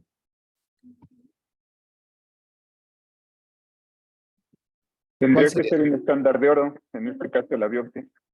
Ajá, ¿de veras, Edmundo? O sea, dirías, muy bien, vamos a hacer el estudio a estas mujeres sanas, les vamos a hacer biopsia. ¿Y dónde le harías la biopsia, Edmundo? No, digo, el estándar, el comparador para evaluar la mastografía tendría que ser ese, pero no le voy a hacer una biopsia a una mujer sana. Ok, ¿no la podríamos hacer la biopsia, Edmundo? Porque ni modo que le pique, ¿no? Agarre y, ¿no? Le pique la mama por distintos lados. A mí me parece que ese no podría ser. ¿Contra qué lo haría? ¿Cuál sería el Pues tratamiento? contra cualquier otro, ya sea ultrasonido o la exploración de manual. Ok, ¿y qué te parece nada? Ay, se me haría injusto. ¿Por qué? dejar a una sin nada y ver evolución. Sí, Heidi. Sí, Sí, se te pero ve bueno, injusto. sí, darles evolución a eso, sí, a lo mejor ver registros de pacientes que no se han hecho, ahí sí, sería un Hay mu- retrospectivo. Hay muchas mujeres que no se hacen nada, ¿no? O sea, que Ajá. dicen, no, no manches, eso es del diablo, ¿no? Bueno, y seguirlas, pero no yo decirles, no te voy a hacer nada. Ok, Si muy es tu bien. elección, ya, y Sí, seguirlas en el tiempo, así sí. ok. Si fuera su elección, si fuera la elección, hola, buenos días, yo elijo darme seguimiento todos los días, y es esta señora que se levanta temprano, hace el desayuno a los niños, al esposo, le hace el café a todo el mundo, sale a No, pues correr, no. etcétera, Yo etcétera. no lo haría, pues. Yo por ¿Qué eso diría, sesgo, sería un estudio retrospectivo donde ya pasó y en qué ver si sesgo se hizo o no. queríamos? ¿En qué sesgo queríamos si solamente siguiéramos donde la señora ella solitita, decide hacerse la mastografía o no hacérsela? ¿En qué sesgo queríamos? Claro, claro. Aquí dicen, el sesgo que queríamos podría ser un sesgo de susceptibilidad pronóstica. ¿Quién se cuida más? ¿Alguien que va a sus visitas con el médico, se porta bien, no hace travesuras? ¿O aquella señora que, ni modo, tiene que ir a checar a las 7:30, sale corriendo de su casa, no desayuna o manda por el desayuno a los residentes? ¿Quién sufriría más? ¿Quién tendría más riesgo de morir? La señora que está en su casa, desayunando a gusto, va a hacerse su mastografía, pero con técnica depurada, o la señora que no le da tiempo de nada porque tiene que checar, ¿no? Absceso de recto, acceso correcto. La que va al INSABI, no es cierto. Las trabajadoras van a sufrir más, claro. Entonces, para evitar ese sesgo, ¿qué tendríamos que hacer, Heidi Cos? Claro, la forma de Aleatorizar. evitar estos sesgos es aleatorizar. Y entonces necesitaríamos un ensayo clínico aleatorizado donde a unas las mando a mastografía y a otras no les hago nada. Y las sigo en el tiempo. ¿Cuánto tiempo tendría que seguirlas para saber si esto sucede? Más o menos. ¿Cuánto tiempo creen que se pueda presentar un cáncer y matar a una colega nuestra? Acá Como dice, revisar la bibliografía. acá Vic dice 5 años. ¿Quién da más? Seguimiento ahora, tengo que hacer el seguimiento, es decir, el estudio es longitudinal y lo tendré que seguir por 5 años. Y a los 5 años tendría que ver qué señora está viva y qué señora está muerta, ¿sí? ¿Verdad? Por cáncer, claro. O sea, porque si resulta que se accidentó, se estaba secando el pelo y se electrocutó, bueno, ahí ya no vale nada, ¿no? ¿Por cuánto? ¿Alguien da más? ¿5 años está bien? ¿Alguien no quisiera más tiempo? Gaby, Tani, ¿alguien no le gustaría que fuera seguimiento a 13 años? ¿O alguien no diría, no, pues yo quisiera ya el seguimiento a 25 años? Heidi, ¿tú qué opinas? Pues si tengo recursos, lo sigo largo. Lo sigo largo, claro, más vale largo ¿no? Que sencillo, ¿no? 5 años, 13, 25 años. Y entonces aquí con lo que nosotros podemos ver es que podemos tener estos desenlaces que son desenlaces intermedios. Un desenlace intermedio podría ser, me conformo con detección oportuna. Un desenlace a largo plazo sería la razón por la cual yo estoy haciendo el estudio. El objetivo de hacer el screening es disminuir la mortalidad por cáncer de mama. ¿Se entiende esto, estimado Augusto Rafael Aguilera? Sí, ¿Sí, Nidia? ¿Hasta aquí vamos bien, Nidia? Sí, doctor. Ok. ¿Qué otra cosa tenemos que hacer en estos estudios? Cuando estamos recomendándole, Nidia, a un paciente un medicamento, ¿en qué otra cosa me tendría que fijar además de que funcione para disminuir la muerte? ¿Cómo? seguridad. La seguridad. ¿Qué significaría esto de la seguridad? ¿Quién dijo seguridad? Bravo. ¿Quién dijo seguridad? Yo. José Padilla. La seguridad. ¿Qué significaría la seguridad en este caso? Pues que la maniobra a la que la vamos a exponer no sea de cierta manera contradictoria o traiga mayores riesgos a la paciente, ¿no? Muy bien. En este caso, la mastografía duele como bendito. A mí no me han hecho ninguna, afortunadamente, pero según lo que me dice mi mamá y mi hermana, que sí les han hecho mastografía, dice que duele espantosamente. No sé si alguien de ustedes les hayan hecho mastografía alguna vez, Heidi o Sí, Julieta. a mí, y no me Bueno, dolió, obvio. no No, dolió. no fui al IMSS, no es cierto, no, pero mis compañeras van al IMSS y no, depende también de la persona que te lo hace. Ok, dicen que aquí el estudio dice que el 70% de las mujeres les duele. Solamente un 30% Depende si ya no les tienen duele. síntomas. Si tienen alguna molestia, síntomas, Sí. van con algo, pues obvio va a ser más molesto. Duele, claro. O sea, las que le hacen 70% duele. Pero tendría que ver cuáles son los eventos adversos. ¿Cuáles podrían ser los eventos adversos de esto? Más o menos. Bueno, los eventos adversos es que me hagan una lumpectomía sin que me quiten el cáncer. O que me hagan una mastografía, una mastectomía sin que yo tenga cáncer, ¿cierto? O sea, que sea una sobredetección y de todas maneras me muera. ¿Queda claro? ¿Hasta aquí vamos bien? Sí, sí, sí. Su silencio me tranquiliza. Sí. José Padilla. Muy bien, ya tenemos estos desenlaces. ¿Qué tanto crees que pueda mejorar la mastografía o disminuir la mortalidad? La mastografía frente a darle, o sea, tenemos dos tratamientos. La masto versus tratar bien a las señoras y darles besos y abrazos. ¿Qué tanto va a disminuir la mortalidad en un grupo y el otro? ¿Cuánto le echarían? ¿Cuánto sería ustedes su hipótesis, Alfredo Feria? Pues esperaría que fuera elevada para que sea de alta rentabilidad, por lo menos Bueno, 80%. vamos a pensar que la mastografía con besos y abrazos, voy a pensar que la mortalidad es de un caso. ¿Alguien se lo sabe? ¿Alguien sabe la mortalidad? ¿Lo pudieran buscar por ahí? Zairita Pérez, ¿podrías buscar cuánto es la mortalidad por cáncer de mama en México? O Mireya. Sí, voy. ¿Cuánto sería la mortalidad? Bueno, voy a poner aquí que la mortalidad es del 100%. En el grupo, aquí tenemos que este 100% son 11 señoras, lamentablemente, por cada 100,000. Lo cual sería, 100,000. Ya no sé escribir 100,000, ¿ya vieron? Que sería una señora en 1,000. ¿Cuánto esperaríamos que se reduzca esta mortalidad? Digamos que fuera 1 en 1,000 fuera nuestro 100%. Zulma, ¿cuánto crees tú que disminuyera la mortalidad? Para decir que sí sirve hacer mastografía que duele, excepto ¿cómo se llama? A la doctora Cos. Ella afortunadamente se la va a hacer al ABC. ¿O a dónde se la va a hacer? Porque dice que no se la hace con nosotros. No, porque yo pues dejo mejor a los que tienen necesidad, doctor.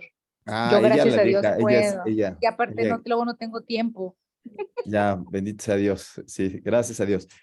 Doctora, ¿cuánto disminuye? ¿Por qué se la hace usted en otro lado? ¿Cuánto cree que le disminuye la mortalidad? En lugar de que sea 1 en 1,000, ¿como cuánto cree que le disminuye? Digamos que ese fuera el 100%. ¿Cuánto disminuiría la mortalidad? ¿Yo sigo? Sí, sí, sí. 35. Va, 90. súper claro, ¿no? Entonces, del 100%, bueno, pues no puedo prevenirlo todo porque pues sí tiene errores la masto y todo eso, ¿no? Pero por lo menos me tiene un delta de un 35%. ¿Me explico? ¿Alguien da más? ¿Alguien le gustaría ponerle otra cifra? David García. Zulma, Mireya. Internet, no sé si sea así, dice que reduce el 80%. Ándale, reduce el 80%, ya no le gustó aquí el 35%, mira, o el 80% de 50%. mortalidad. ¿Cuánto? O sea, aquí, 80. Es que si te haces tu screening y si te haces tus mastografías, estás en control, pues sí disminuiría hasta un 90%, 80-90%. No, está mejor, ya no 80, ahí, Heidi, ya no 80, ¿qué crees? que ya casi, no, hombre, ya, que si te haces la mastografía, la reducción de la mortalidad es del, ¿cómo dijiste? Del 90%. ¿Sí? Es decir, que solamente se mueren un 10% acá. Que en español básico sería, ¿alguien podría sacar el 10% de 1 en 1000? No, pues 1 en 100,000, ¿no? Se morirían, ¿no? 1 en 100,000 señoras, en lugar de que mueran 1 en 1000, ahora morirían 1 en 100,000. Estaría padrísimo, ¿no? Ninguna mujer muerta. ¿Sí te gusta eso? ¿Sí, Pablo? Pablo. Ahora, ¿qué porcentaje sería propio en que a las mujeres no les vaya bien? Es decir, ¿qué porcentaje de mastectomías que no terminen que no sean apropiadas, podrían ser las adecuadas para decir que sí la voy a recetar? Es decir, la masto contra los besos y abrazos. Obviamente que en los besos y abrazos a nadie le hacen mastografía, ¿no? Oxo no, besos y abrazos. Si alguien tiene una mujer por ahí cerca, recuerden que lo que hay que hacer con ellas es darles besos y abrazos, hay que quererlas. ¿Ok? Entonces, las mastografías, pues no se hacen prácticamente ninguna señora, menos que sea, a menos que tenga una lesión, pero si ya tiene una lesión, ya no es screening, ya es una señora que va para la estadificación o va a ver la corroboración diagnóstica. En cambio, las mastografías, ¿cuánto creen que debería de tener de porcentaje de lumpectomías y estas cosas? Bueno, lo que esperaríamos es que fueran iguales, que los grupos fueran exactamente iguales, es decir, que no se hicieran más lumpectomías que lo habitual. ¿Me explicó? Sí, Alison. Sí, porque es un evento adverso. O sea, entonces, los eventos adversos deberían de ser iguales en los dos grupos. ¿Sí, Samuel? Monique, Karen, Carmen, su silencio me tranquiliza. Hasta aquí vamos bien, ¿verdad? Sí. Muy bien. Pues vamos a ver qué es lo que dicen los estudios, si les parece bien. Entonces, lo primeritito que tendríamos que hacer es borrar esto que está aquí, que no sé cómo borrarlo, pero es lo primero que tenemos que hacer. Aquí está. Borro esto. Espero que lo tengan en mente. ¿Quién dijo el 90% de las señoras? Por ahí alguien dijo. ¿Quién fue? La doctora Cos había dicho que era un 35, pero... Yo Mireya. Mireya. Entonces, Mireya, seguramente lo dijiste porque lo leíste en algún estudio, ¿cierto? Mire. No. No. Ok, lo dijiste por gusto, ¿no? Y entonces, por una esperanza. Otra cosa que tendríamos que ver es este sesgo que había dicho Yvonne Roy. Yvonne Roy había dicho, fíjense ustedes que hay una diferencia en los sesgos que se pudieran presentar en un estudio aleatorizado versus un estudio observacional. En los estudios observacionales puede haber otras características o otras cosas que pudieran ser las que modifican el evento. Como por ejemplo, ¿qué otras cosas pudieran modificar la razón por la cual una mujer que va a hacerse mastografía se salve? ¿Cuáles serían los eventos periféricos, las cuestiones periféricas? La personalidad. Aquí dicen la personalidad. ¿Tú qué dices, Carla? La edad. La edad, igual ya empiezo a crecer un poco y ya me empiezo a preocupar más por mi salud. Factores de riesgo y antecedentes heredofamiliares. Claro, Si tiene factores de riesgo, si se embarazó, ¿no? Si dio heredofamiliares. ¿Vale? Si se embarazó, Una señora si dio que tuvo lactancia, factores de riesgo, muy bien. César. Ese soy yo, César está aquí. Fíjate, Fernando, cómo es la vida. Bueno, pues vamos a ver qué es lo que dicen los estudios. Esta es una revisión sistemática Cochrane de todo lo que se ha publicado con respecto a las mastografías en el mundo. Y entonces, no les voy a hacer el cuento largo, solamente voy a ir de lleno a los resultados para ver el primer punto que quiero hacer. Lo primero que quiero ver es qué tanto disminuye la mortalidad. Y aquí lo primeritito que tengo que ver, después de media hora de ver los nombres de todos los que han hecho los estudios, ¿no? Las fes de ratas de Lancet, que a Lancet le encanta hacer fe de ratas, ¿no? Lo primeritito que voy a ver, ya ven, aquí lo primerito es todos los estudios que hay, son cómo sí se han descubierto los estudios con respecto al desenlace, en donde veo la muerte, hago un subanálisis para estudios que fueron aleatorizados, hago un análisis para los estudios que no fueron aleatorizados, en donde tienen sesgos relevantes y que eso me pudiera llevar a alguna error a la hora de la interpretación. Y entonces, lo primeritito que voy a ver es a esto que dijo Vic, que dice, vamos a hacer el seguimiento a 7 años. ¿Qué es lo que ven aquí? ¿Qué es lo que encontramos aquí? No sé si nos quisieras ayudar, Nati Flores, a decirnos qué es lo que tú ves en este estudio.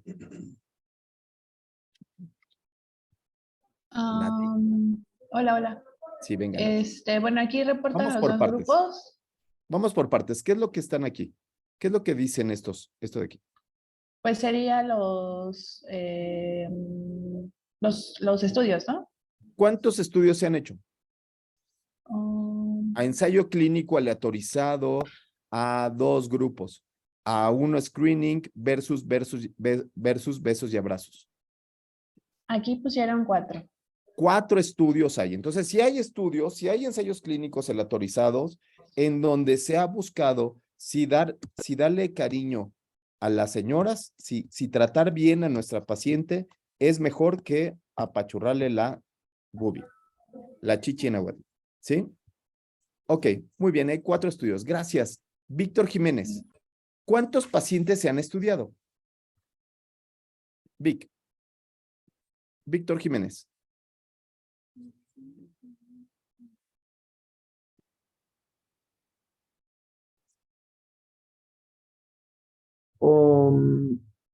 Pues hay en los 2 grupos. Sí. En el primer grupo, 119,897 y en el segundo grupo, 173,061. Y sí se han hecho estudios de veras, ¿no? Los estudios no son estudios chiquitos, son estudios enormes, aleatorizados de manera adecuada. Muy bien, muy bien. Monique, s'il te plaît, qu'est-ce que c'est? Monique, ¿qué es esto? ¿Qué dice esto? ¿Qué dice este valor de P?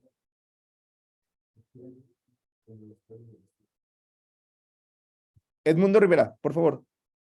Edmundo Rivero. Que no hay diferencias estadísticamente significativas entre los 2 grupos y que no reduce la mortalidad el hacerse la mastografía, porque el intervalo de confianza rebasa la unidad, está entre 0.79 y 1.09.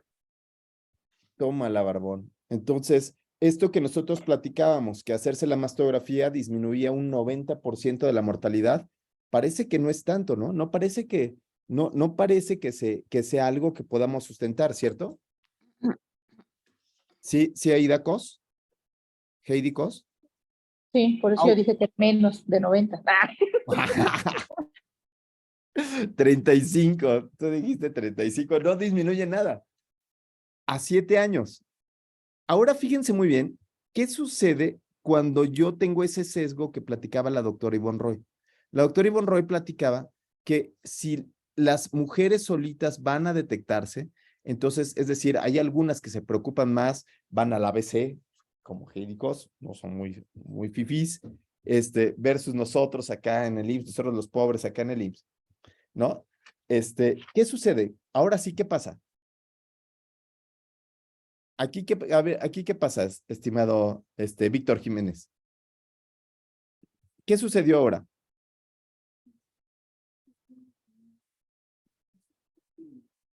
subóptimo, dice ahí subóptimo porque fueron estudios de corte. Fue la corte de Nueva York que fue hecho por una aseguradora. Entonces, en esa corte ellos eran la de Nueva York, que tenía a sus aseguradores, a sus pacientes asegurados, contra los que no estaban asegurados. Sesgo. ¿Y qué dicen en ese estudio de sesgo, en ese estudio donde la maniobra no fue aplicada de manera adecuada? ¿Cómo se llama ese sesgo? ¿Qué sesgo hay ahí? ¿Pudiera ser de detección? No lo sé porque era mortalidad. Entonces, está muy difícil que uno tenga sesgo de detección cuando estoy evaluando muerte.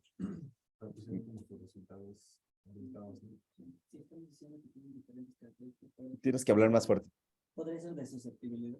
Pudiera ser de susceptibilidad pronóstica porque unas fueron seguidos, o quizás pudieran ser maniobras periféricas alrededor del tratamiento. Aquí dice que sí sirve, pero ¿qué tanto sirve, estimado Víctor Jiménez? Aquí dice, sí funciona en los estudios sesgados, ¿no? En estudios con sesgos, harto sesgo, sí sirve. ¿Qué piensas de eso, estimada Nidia? ¿Qué te parecería andar con un chavo que es bien mentiroso? Y que ya te lo cachaste varias veces que es bien mentiroso, pero aún así te dice, pero sí te quiero, Nidia. ¿Qué pensarías de ese? No, O sea, pues, ya sabes que está sesgado. Y te dice que sí sirve. ¿Qué pensarías? sí, no, pues obviamente no es creíble, ¿no? Si ya mintió, pues es probable que no haga lo que dice. Si está sesgado, lo más probable es que ese resultado no sea tan cierto. ¿Pero qué significa 0.71? ¿Cuánto hay de disminución de riesgo? Bueno, eso no lo hemos visto, pero Edmundo nos puede decir, Edmundo, ¿cuánto habría de...? Sí, Edmundo, adelante. Ahí la reducción del riesgo relativo sería del 29%, pero esa medida es muy engañosa. Tendríamos que Es una sacar la medida que reducción. está sesgada. Así es, tendríamos que sacar la reducción absoluta del riesgo y el número necesario a tratar, que son medidas de impacto clínico, y el número necesario a tratar sería de 1,369. O sea, por cada persona, para cada mujer que le hagan la mastografía, solo en una de 1,369 reduciría el riesgo. Una señora Sí. de 1,319 mastomizadas va a salvar la vida gracias a gracias a esta característica, ¿no? Bueno, pero tenemos que hacer el esfuerzo porque uno en 3,019, sí es cierto, pero si yo aprendí de la clase de la doctora Yvonne Roy, entendería por qué estos estudios con aleatorización subóptima y con estos sesgos potenciales tienen este efecto. Y cómo los estudios bien aleatorizados, que no tienen todos los sesgos que nos dijo la doctora Yvonne Roy, esos no tienen ningún efecto. ¿A cuál le creerías tú? Alfredo Feria. ¿Tú a cuál le Pues, creerías? aunque metodológicamente le tenemos que creer más a los que son aleatorizados, Ajá. También tendríamos que ver, o sea, justo si en esos aleatorizados que no tienen ningún efecto, qué pacientes son y por cuánto tiempo se dio el seguimiento, porque como dijo la doctora en la clase, si son pacientes que tenían, no sé, 20 años y les dieron seguimiento por 15, evidentemente no va a tener ningún efecto la mastografía Claro. porque pocos van a desarrollar el desenlace. Claro, sí, aquí hay que leerlos, pero bueno, en este caso que fueron 7 años de seguimiento, ¿qué te parece estos de 7 años de seguimiento? ¿Suficiente o no tanto? Muy poco. Muy Creo poco que es seguimiento, claro, por ahí dice muy poco, no, ni más, yo quiero más seguimiento. Y entonces, lo que hicieron los estudios fue seguirlos a 13 años. ¿Qué pasó a 13 años? ¿Quién dijo muy poco seguimiento? Bueno, ya a 13 años ya está mejor, ¿no? ¿Qué pasó a 13 años? Tampoco hubo diferencia estadísticamente significativa. Pero mejoró. Tampoco hubo diferencia a 13 años. ¿Quién quiere más años de seguimiento? Porque los estudios se han seguido. Porque este es un tema comercial muy grande.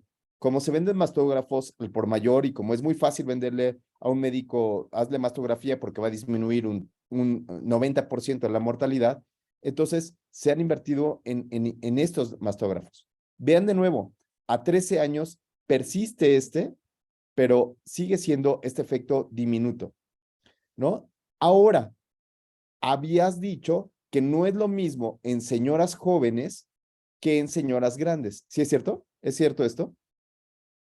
¿Sí? Ahí está. Señoras de menos de 50 años. Yo antes decía que las señoras de menos de 50 años estaban en edad de merecer, ahora ya no, ya cambiaron mis criterios, luego les digo por qué. Yo creo que las señoras en edad de merecer son las que tienen más de 50 años. ¿Y ahora qué pasa con estas mujeres de 50 años? Estas niñas de menores de 50 años. ¿Les sirve hacer mastografías a una niña de menor de 50 años? ¿Heidi? ¿Podrías repetirlo? Es que me estaba riendo. Estabas barriendo. No te preocupes. ¿Eh? Me estaba riendo, es que me gusta su clase. Yo dije, estabas barriendo, es igual que yo. Yo dije, ay, tú eres de las mías. Fíjate que en este mundo hay dos tipos de personas. Hay los hombres que tienden a subir. Y hay otros como yo que subimos a tender, ¿no? Subimos a tender. Bueno, Heidi, Nidia Padilla, ¿qué te parece? ¿Se lo recomendarías a una niña de menos de 50 años? Pues los resultados los veo igual. Entonces... Nos da igual, está en la mitad, pero a la mitad. Ni siquiera los estudios con los sesgos subóptimos, todo lo que dijo la doctora Yvonne Roy, ni siquiera en esos estudios sesgados se encuentra que una mujer joven de menos de 50 años ve esto. No hay efectos para mujeres menores de 50 años. Si ven una señora de 50 años, dígale, mira, yo te recomiendo más que optes por los besos y abrazos que por irte a hacer lo que le hacen a Heidi de buena manera, ¿no, Heidi? Pero, ¿qué les parece ahora, mujeres? Ahora sí, las mujeres que están en su plenitud, estas mujeres hermosísimas, ¿le harían a las mujeres mayores de 50 años, Alfredo Feria, ¿le mandarías una mastografía? Pues según eso tampoco les sirve. Según si esto, nos no. vamos a tercer mundo, a vías de desarrollo, ¿hay estudios? Y lamentablemente para eso estamos nosotros dando esta clase. Nosotros, en este país, en vías de desarrollo, nosotros no tenemos estudios. Nosotros aquí tenemos estudios sesgados. Tenemos estudios que hablan sobre la detección. No hablan sobre la disminución de mortalidad. ¿Sí? Entonces, por eso estamos dando esta clase, para poderles enseñar esto. Porque el problema no es nada más esto. El problema no es que no haya resultados positivos, sino el verdadero problema con la mastografía es que ni siquiera por la muerte por cualquier tipo de cáncer, no hay ninguna disminución en la mortalidad, ni por muertes generales, ni por cualquier tipo de cáncer. Pero el grave problema es que estamos lastimando a las señoras. ¿Qué quiere decir esto? Lo que quiere decir es que en los estudios lo que se ha encontrado es que cuando las señoras se van a hacer mastografías, a las señoras les aplican, bueno, pues la verdad es que tiene lo que viene siendo un BIRAT 0, un BIRAT 1, eso significa que pues la probabilidad se incrementa y entonces tendríamos que hacerle una biopsia para pues estar perfectamente seguros. Y entonces no nada más llegan a biopsia, sino que los pacientes dicen, ay, por favor, yo no quiero tener cáncer porque debo un montón de dinero a Coppel y entonces quiero pagarle todo el dinero a Coppel antes de morirme, ¿no? Y entonces se hacen las mastectomías y hacen lumpectomías, como pueden ver aquí. El incremento, no hay disminución de mortalidad, pero sí hay un incremento en la cantidad de mastectomías y de lumpectomías que se pueden hacer, tanto en los ensayos clínicos aleatorizados como en los estudios que están mal aleatorizados, como estos grandes estudios de corte, ¿no? Entonces, eso no es nada, no es lo único, no es el número de lumpectomías a largo plazo, sino que también les dan radioterapia. Vamos a darle una quimio chiquita para que, pues, para esa lesión, un rayito, ¿no? Un rayito. Vamos a aplicarle un rayito para que eso que está chiquito ya desaparezca, ¿sí? Y entonces, eso es lo que nosotros estamos viendo. ¿Qué es lo que les quiero decir, amigos? Lo que les quiero decir es que esto que vimos con la doctora Yvonne Roy, del estado basal, maniobra y desenlace, tiene que ver directamente con saber qué es lo que quiero estudiar y cuáles son los estudios, el estudio que me pudiera dar la verdad. Si yo en el estudio me doro la píldora de lo que quiero hacer con una mastectomía es únicamente preguntó cómo detectar me el cáncer, sentía. entonces estoy requete mal. Me dice ¿sí? que bien. Ya ni te pregunto dónde estás porque Gracias a Jovita. Jovita ya se está arrepintiendo, está cancelando. Jovita, después de ver el artículo, está cancelando su cita a la mastografía, estimada Heidi. ¿Cómo ves? Esto quiere decir que quizás el conocimiento, Heidi, los haga libres. Quizás el conocimiento, lo que vieron ahorita en este metaanálisis de la colaboración Cochrane, de todos los estudios, más todos los sesgos que vieron y los sesgos de detección, les puede ayudar a ustedes a tomar una mejor decisión, ¿no? En esta decisión que ustedes tienen que tener de manera formal frente a un paciente, ¿qué le van a decir? Le van a decir, bueno, vi un estudio que decía que no le hacía beneficio, que no había ningún beneficio.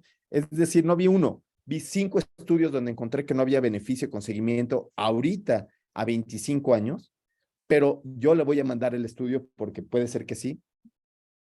Ya depende de ustedes. Pero, si no, Edmundo Rivera, adelante. Jovita Romero, bien, Jovita Romero, muy bien, me quedo con... Oiga, ¿y las demandas?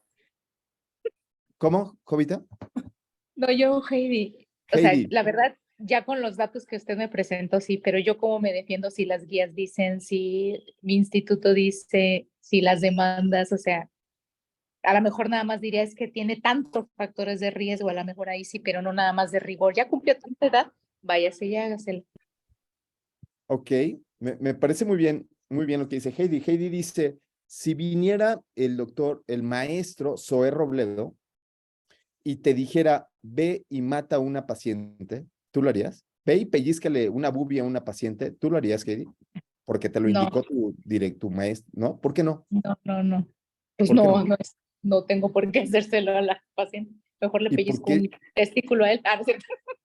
¿Y por qué sí seguirías una guía de práctica clínica que es un documento, que es un papel, que es una sugerencia nada más? No siempre la sigo, nada más digo. O sea, yo lo haría solamente si veo que tiene muchísimos factores de riesgo, algo así. No Eso es generalizar a todas. distinto. Eso es Yo así distinto. lo haría, pero sin embargo, otros compañeros o muchos sí deciden, aquí dice así, yo a las demandas, o sea, ya estamos a la defensiva, medicina Ok. a la defensiva, a eso me refiero. ¿Cómo le hacemos? A usted ya nos abrió los ojos. ¿Qué Desde crees que haría que una señora que viera este video que esté en YouTube? ¿No? Está en video, este video va a estar en YouTube. ¿Qué crees que haría una señora que le digan, hijos de su Mauser, con hijos una médicos, me hicieron revolución, una mastectomía cuando no la necesitaba, porque no, sí, una ahí sí te revolución. demanda, ahí sí te demandaba, y con Sí. justa razón. Pero si te demandan porque tienes el artículo y le enseñas al señor juez, mire, señor juez, aquí está este estudio con seguimiento, no nada más a 13 años, que fueron los que presenté ahorita, sino con seguimiento a 25 años, ¿qué crees que harían? Bueno, bueno, de esto se trata este diplomado. El diplomado se trata de removerle los intestinos. El diplomado se trata de intentar abrirle los ojos, hacer que hagan preguntas de investigación que tengan el fundamento clínico suficiente. No que se dejen guiar por esto que dicen, sí, la detección oportuna. Sí, claro, si lo detecto oportunamente, seguramente, pues, ¿no? ¿Qué es el chiste de la vaca, no? Se saben el chiste de la vaca, ¿no? Entonces, que va el niño y dice que va a vender queso, ¿no? Que te está vendiendo queso, pero todavía no se compra la vaca.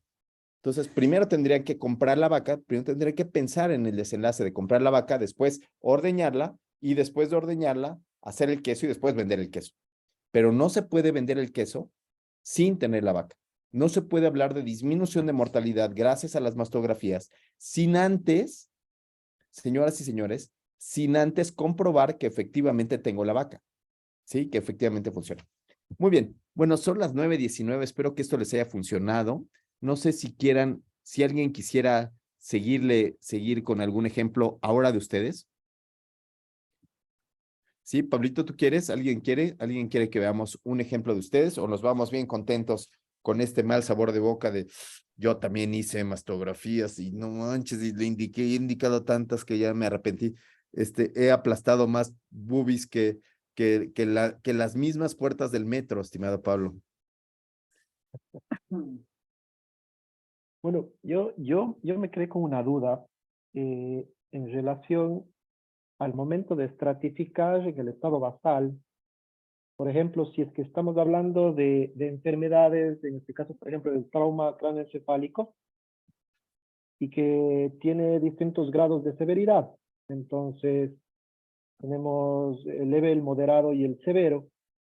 Y si es que yo aplico una estrategia de tratamiento o de diagnóstico en los distintos grados, tengo que aleatorizar por cada uno de ellos o puedo hacer el mismo procedimiento con los tres.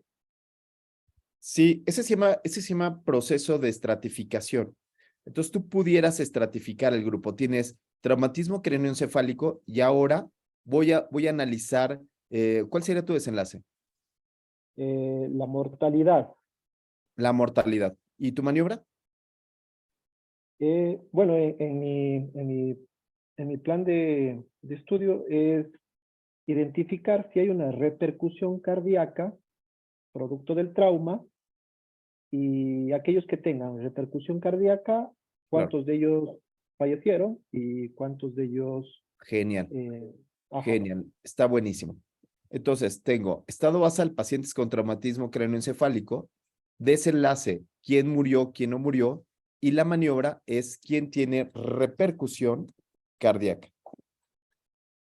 Entonces, yo mido repercusión cardíaca, lo comparo contra aquellos pacientes que no tienen repercusión cardíaca, ¿sí? Así es.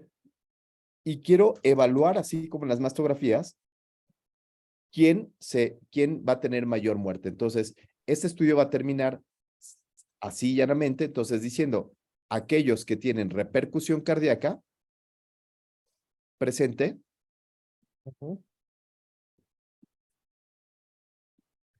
presente, contra los que no lo tienen, contra repercusión cardíaca ausente, ¿cuántos se mueren?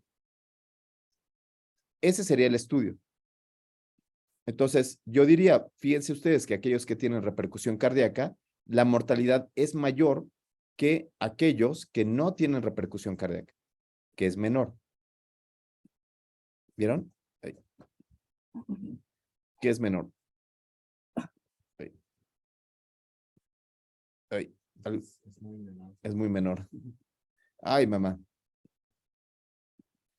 Siempre pasa esto cuando uno se quiere...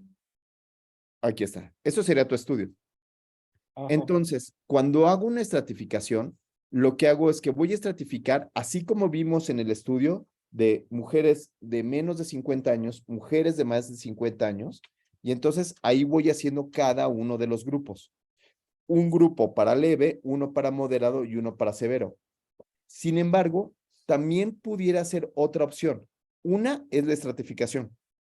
Y la otra opción es que yo haga un modelo de regresión logística y en este modelo de regresión logística yo ajuste por el tipo de traumatismo. Y entonces en ese ajuste por el tipo de traumatismo yo puedo ponderar para saber si en los leves disminuye un poco, en los moderados disminuye otro poco. Entonces sí puedo hacer estos análisis de estratificación. ¿Sí? ¿Sí, Pablo? Perfecto. Muchas gracias. Muy bien. Bueno, pues espero que nos quedan escasos 3 minutitos.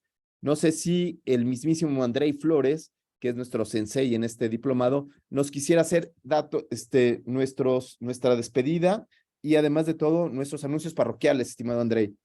Anuncios parroquiales para la siguiente semana. Hola. Hola, hola. ¿Se escucha con claridad? Hola, hola. Perfecto. Pues es solamente comentarles que vamos a continuar subiendo información de lectura preliminar. Se sube en el transcurso de las siguientes horas y que el video de revisión preliminar, que es corto, se publica los martes a las 8 para que el jueves tengamos seminario. los cuestionarios de preguntas sirven principalmente para que uno repase o traiga a la mente previo a la clase todo el material que revisó previamente. No hay un análisis cuantitativo ni una retroalimentación específica. Son más bien instrumentos de repaso para uno mismo. Porque alguien preguntaba cuáles eran los resultados de la encuesta que aplicó la doctora Ivonne en sesiones previas. Yo creo que en algún momento sí habrá el tiempo de analizar esa información, pero este instrumento es principalmente hecho para que uno haga la tarea reflexiva de si leyó y revisó el video y está listo para participar en el seminario. La verdad es que es súper dinámico el de hoy. Ningún otro dato o anuncio en particular. Gracias. Genial. Genial. Pues bueno, pues entonces yo me quedo con lo que dice Zulma Mireya. Zulma, antes de hacerte el ultrasonido, en como tú dices, bueno, antes de hacerte el ultrasonido, ¿por qué no lees también el estudio del ultrasonido para que veas que las mastografías sirven para estadificar? Las mastografías funcionan muy bien cuando ya tengo lesiones que un médico detecta. Y entonces este médico detecta con características y factores de riesgo y entonces sí mandas una mastografía para ver cómo está, cuál es el estadio y cómo mandarlos y cómo hacer el proceso diagnóstico. Lo que se habla de este estudio solamente es de tamizaje en aquellas mujeres guapísimas que no tienen ninguna lesión ni tienen absolutamente nada, ¿sí? Entonces, mucho ojo, hay que ver perfectamente bien cuál es el estado basal, maniobra y desenlace, porque pudiera uno engañarse tanto del uno como del otro lado, ¿sí?